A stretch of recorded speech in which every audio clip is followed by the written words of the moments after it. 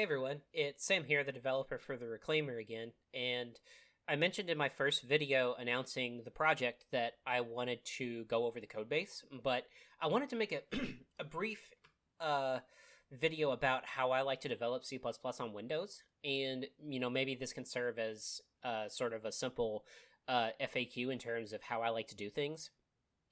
And just sort of the tools that I use and the process that I use. And this is by no means a definitive guide on, this is how things always need to be done if you're going to develop C++ on Windows. This is just how I have the process that I have determined that works for me. So, whatever tools and development process works for you that keep you productive, feel free to just keep doing what you're doing. So you'll see that I've got a command prompt here, and this is a free terminal emulator called Commander, and it has a lot of tools that are built in, one of them being the Git shell. And it includes syntax highlighting.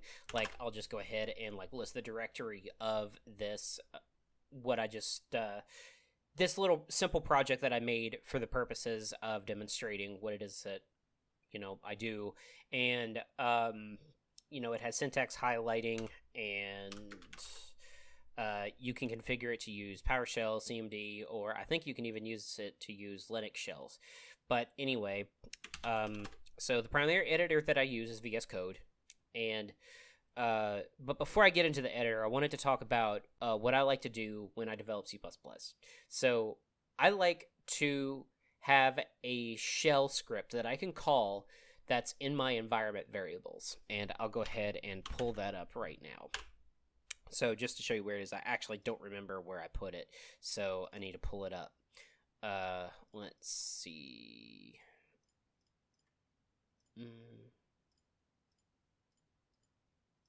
Yeah, so it's just in my home directory, but it is called dev shell.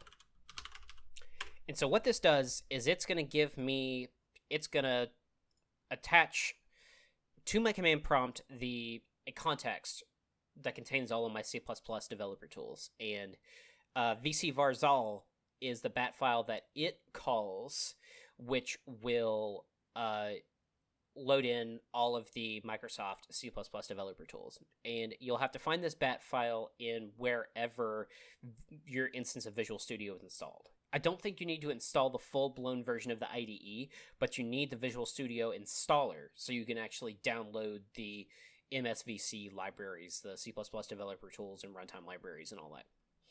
So anyway, now that I've called that, the command to use the Microsoft C++ compiler is CL, and you'll see that it pops up, and it's going to give us the usage arguments. So you give it the options and flags and whatever linker options you have, and we'll take a look at that here right now.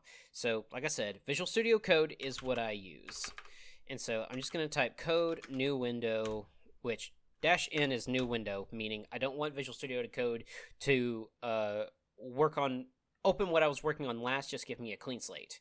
And dot is just current directory. So open a new window in the current directory. And so what we get is we have our project that we created for just the purposes of this video. And I'm just going to go ahead and delete these binaries, and we'll just go through how I like to configure VS Code. So we have this simple main file that includes the Windows header file, which is what gives us access to the Windows API. Now, the Windows API is kind of a mess. The best way that I can the best piece of advice is to just start diving into it. Learn how to either open a window or make a shell program, and just start combing through the Microsoft Developer Network. The MSDN is going to be your friend, and so I would recommend combing through it.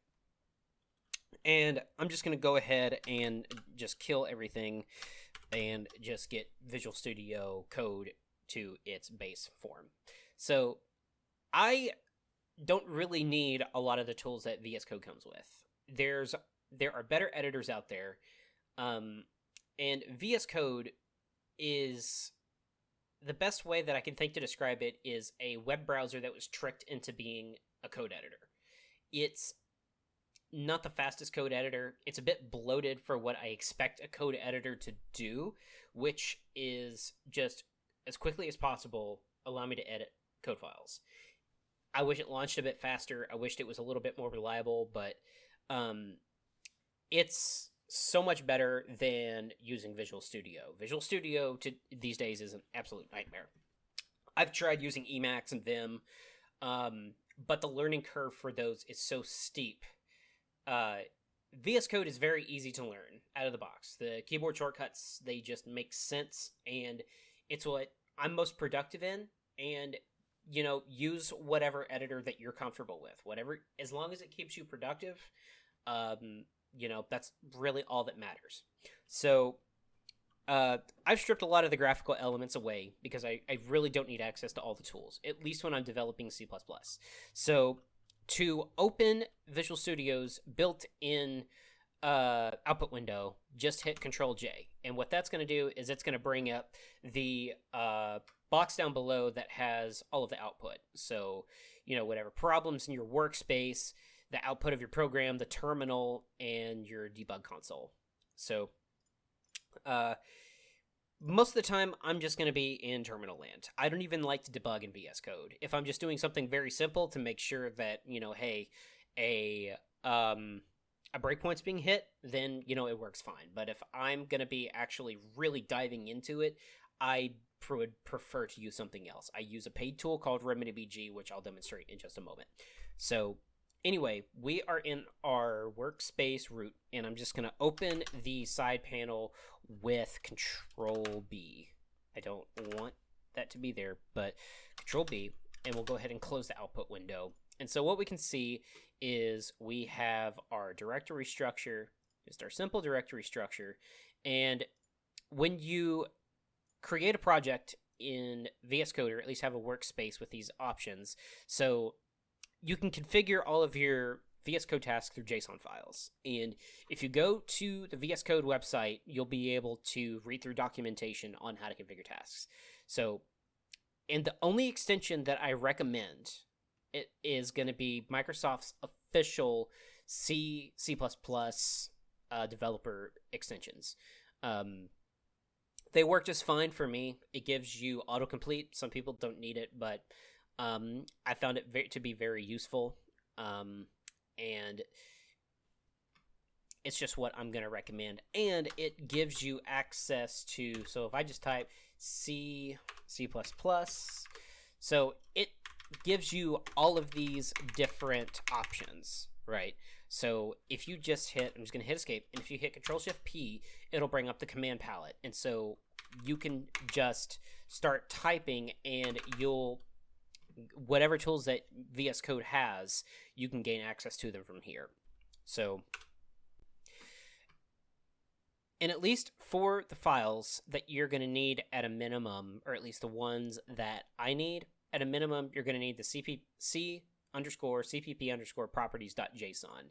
And so what this file is, it's just telling VS Code, hey, this is a C++ project. I want you to use IntelliSense. This is the compiler that's being used, and just various details about that. And also, but the big one is it's going to be, this is your include path. So these are where if you have things like header files or anything else, any other dependencies, this is going to be where this is where you want VS Code to be looking for the context of your project. So for launch.json, it's exactly that. It's when I hit the launch button, this is what I expect VS Code to do. And so you just need to pass it your binary. So whatever your code's going to be compiling to, this is what you need to launch. You can pass it the arguments, and again, you want to set the current working directory to wherever the exe is being run from. And workspace folder, the pound open close bracket workspace folder is how VS Code understands where your current working directory is. And by default, it's right here. So YouTube video is the workspace. And so YouTube video slash, that's the current workspace. And lastly, there's the tasks.json. And so this one is what, when I say Visual Studio, when I say, hey, I want you to build my project, this is what it's going to be looking at. So, like I mentioned, cl.exe is the command to use the Microsoft C++ compiler. Now, you do not have to do this. You can, if there's plenty of compilers out there. If you wanted to use Mingwu or Clang, it doesn't really matter. So just whatever compiler that you're using, this is where you're going to be passing in the commands and arguments from. Now, you could just create a bat file that has all of these arguments in it, and just call the bat file from command up here, and you can get rid of arguments and everything. So, but you can also, if there's other scripts that you have, like if you have to copy resources or build libraries or anything else like that, you can do that as well. So, for the purposes of this video, I may also just make a really simple DLL library that we can call into, just to say, hey, this is how I also do libraries as well. It can all be managed from the same workspace, and when you have more than one task, and you hit Control Shift B, it'll say, okay, which build task do you want to run? But for now, we just have, these are the command arguments that basically says, I want you to give me all of the debug files, and I'm going to link the user32 library, and this is the name of the executable that I want. So you can see right here, I'm passing in win32 main.cpp. So we're going to try it.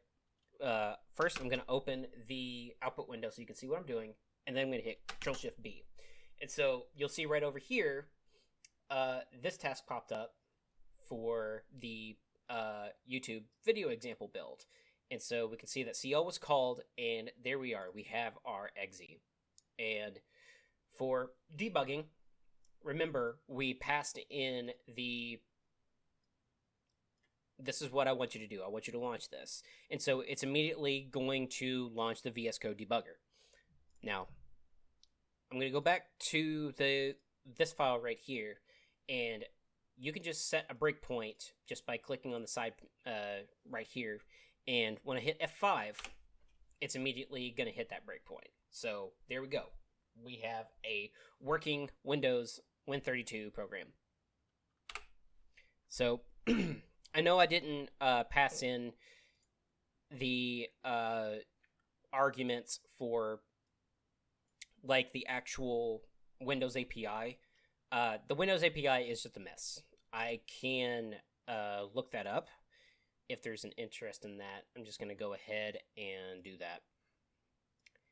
And we're just going to go to the MSDN and look up the main function for a Win32 program.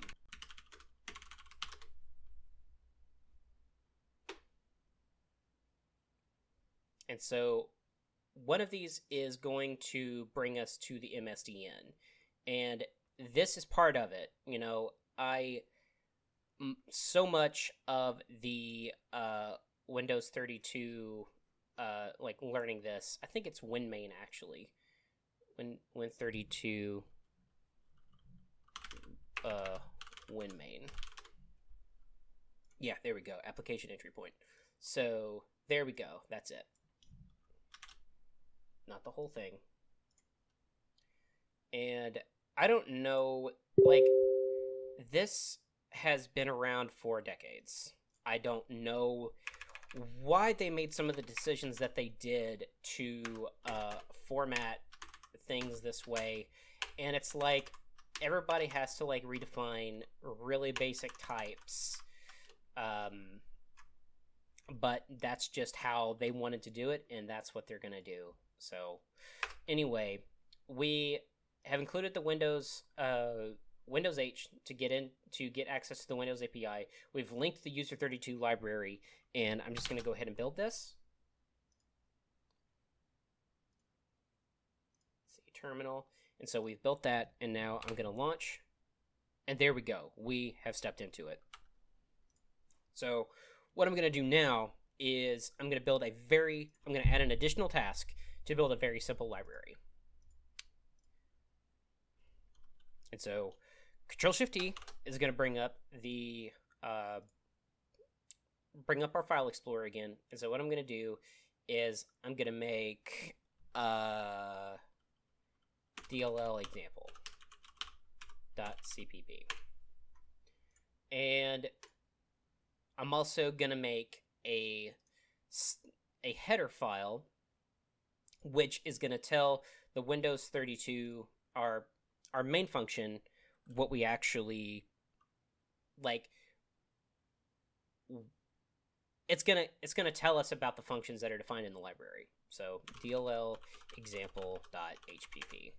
So I'm just gonna make a quick definition for this, and I can't type and talk at the same time. I've been wondering if I should do live streams, but this would be a disaster. I'm doing this completely off the cuff. So anyway, we have that. And so what I'm going to do is I'm going to make a simple struct that is going to be our DLL example API. And so what this is going to contain is it's going to contain function pointers that allow us to call these functions directly. So in a DLL example.cpp, I'm going to include... No, I'm not. I'm just... Can I include that? I think I can. Yeah, I can include that. It's going to be DLL include DLL example.hpp. And we're going to have a function that just return. It's going to be a static function. No, it needs to be an external function. And so we are going to have to define this function as being external, and I do apologize. I'm going to have to look up how to do this exactly. So I'm going to look up in the Reclaimer code how I did this.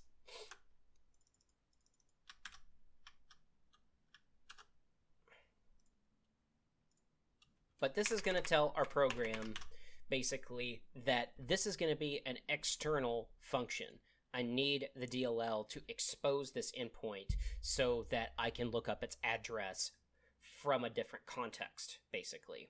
And so this #define is just a simple, I'm doing define external as this shorthand. So I'm saying I need you to export this function so it can be consumed by something else.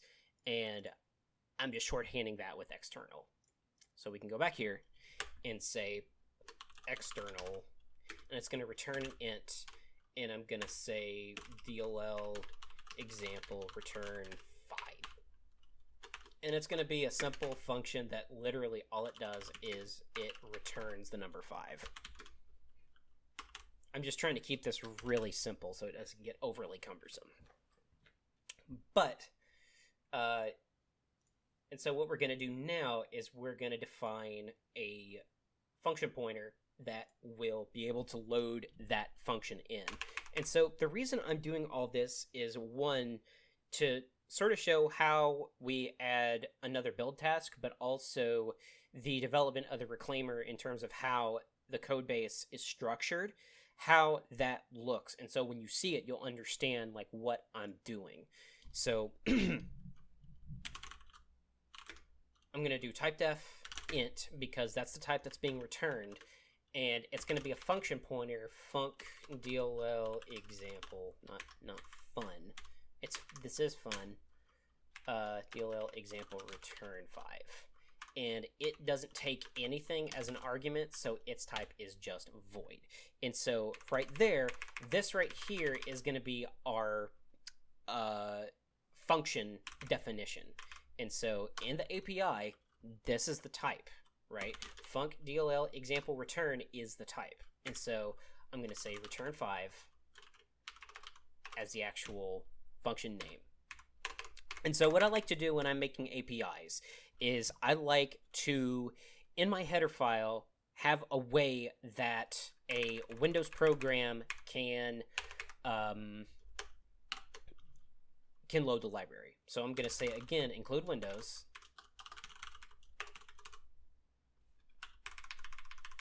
And so I'm going to make an inline function, inline DLL example API. And so what the inline prefix tells us is that I basically, wherever this appears, I want you to basically insert this code as if it was in the method that called it directly, right? So it's not going to do any jumps to a different address. It's actually going to take this code and it's going to behave as if it was inserted directly into that method. So I'm going to say DLL example API init. And so what we're going to do is we're going to load this as a module.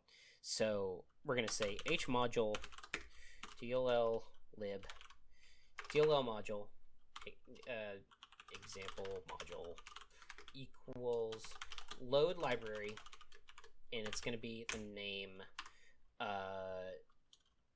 DLL example.dll. And then what we're going to do is we are going to get the address of that function that we just created. So why are you not happy?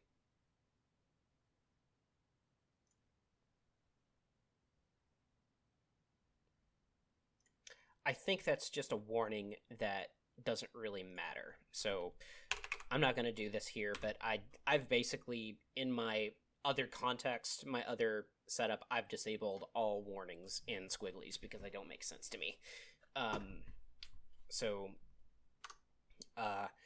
Because it's like this, I promise this is valid code, but it's screaming at me, telling me it's not. So anyway, what we're going to do is we're going to say DLL example module dot we need to actually define what we're returning. So the API, and we're going to initialize it to 0, basically. Just whatever memory space that it's occupying, we're just going to clear it all to 0. And then API.return5 equals, we're going to say it's going to be cast to a type of whatever our function pointer stub is, DLL example, and then get process address. We're going to pass in the DLL example module. Nope, we need the module.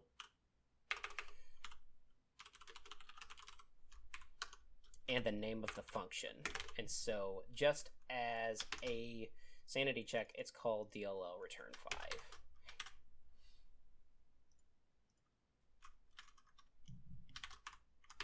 DLL example return 5, and we can close this. Put this back over here.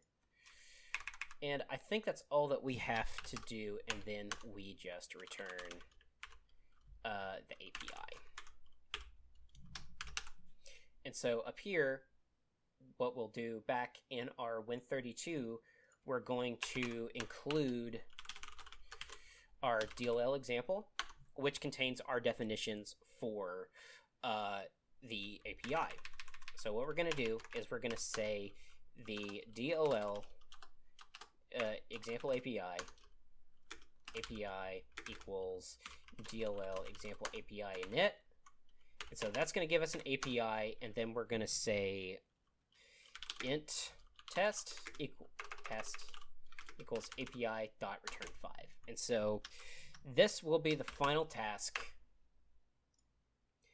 And why can it not do that? This should be valid syntax because the type that it's returning is int. Right. So yeah, I think this again is just it's on crack. I don't know. So can I disable? Yeah, disable the error squiggles. Yeah, just turn those off. So that's another example of just using the command palette. So this should be fine. And so what we're going to do is quickly, we are going to add another task to build that library. And so what we can do is we're just going to copy this and just paste it right underneath this one. Put a comma to say that this is an array, YouTube video library build.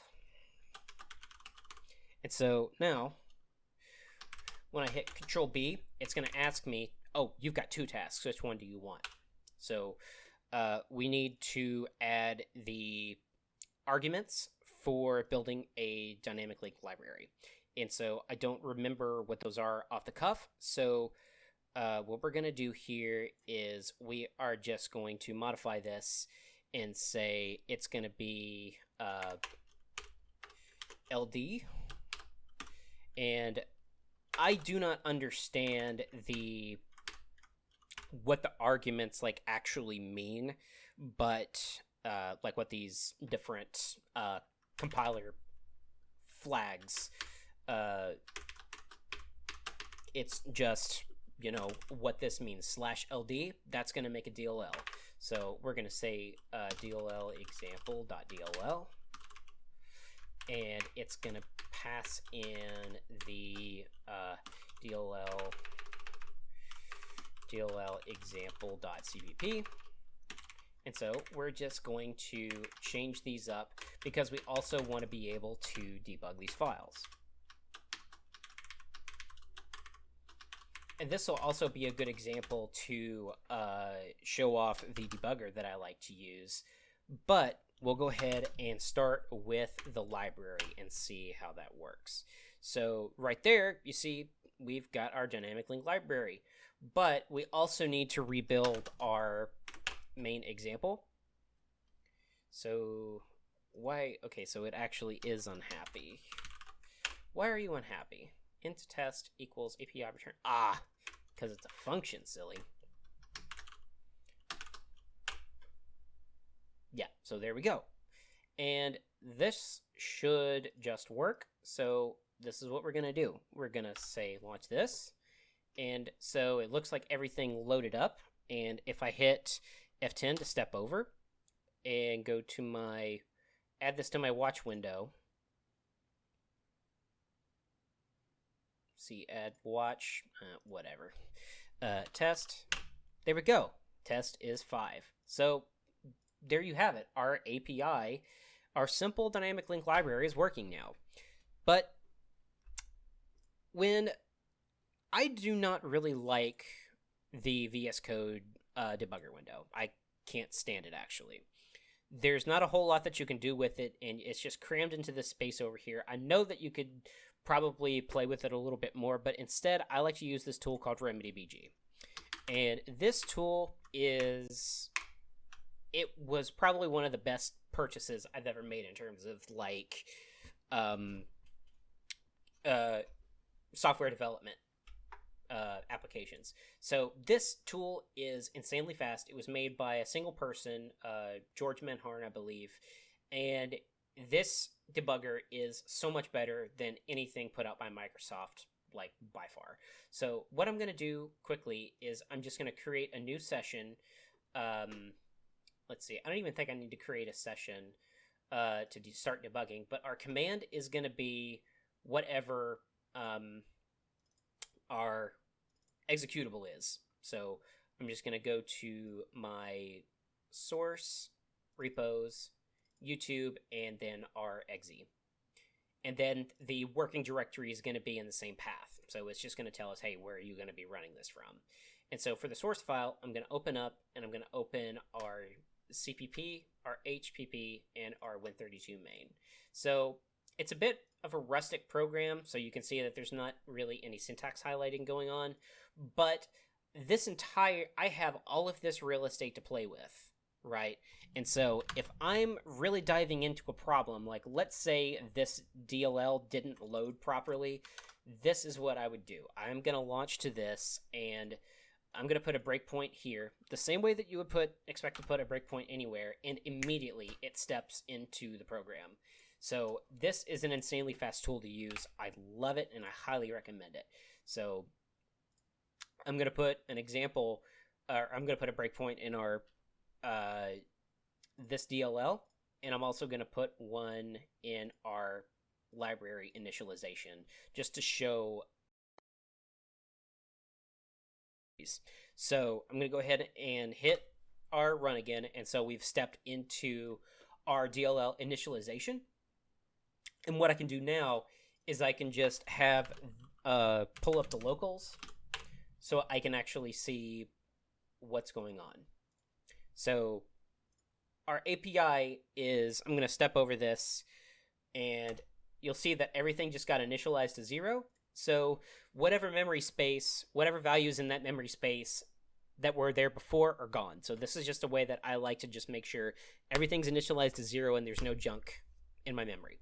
So this H module, DLL, example module, there's nothing really there, but I'm going to step through that, and you'll see we immediately have something loaded in there. And so our API currently has nothing in it, right? So this function is a null pointer, but then we're going to step over that, and so immediately you can see that we have a valid address there. And so next, remember, we're calling this to return 5, and we step into the DLL code, and now we're done. So that's a little introduction to the tools that I like to use for developing in C++ on Windows. I know this was a little bit long-winded, but thanks for sticking around with me, and so you're at least going to have some awareness as to, when I start stepping through the code, how I like to do things. And you know, I'm not the best speaker, I'm not the best programmer either, but you know, hopefully I'm going to get a whole lot more practice doing things this way. And if there is an interest in doing live streams, I would love to start looking into that. So thanks for sticking around with me, and I'll see you in the next video.